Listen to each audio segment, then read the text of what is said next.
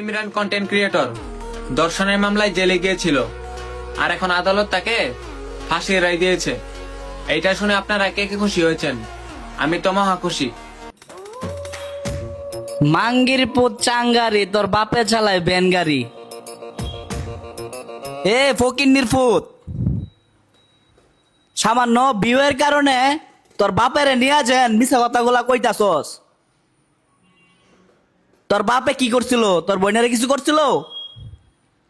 হ্যাঁ, তোর কোন বাপে কইছে? এই সাউয়ার পুত আমার, তোর কোন বাপে কইছে তোর বাপের জায়গা হইছে পাশি রায় হইছে?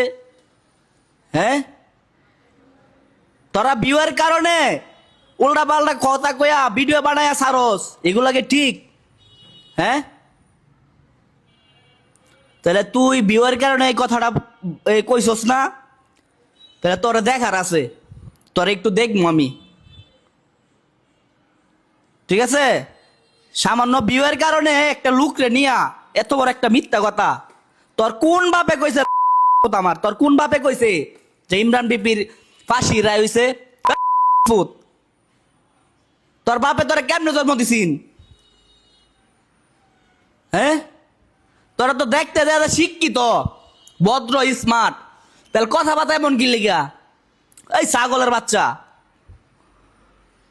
উল্টা পাল্টা ভিডিও বানাস কি লিগা?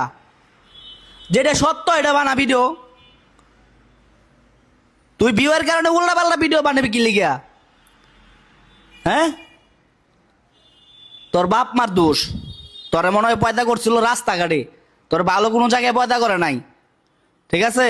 আর তোর যদি পড়ালেখা করে আছে তোর বাপ মা এদের ভুল করতেছে, চরম লেভেলের ভুল করতেছে।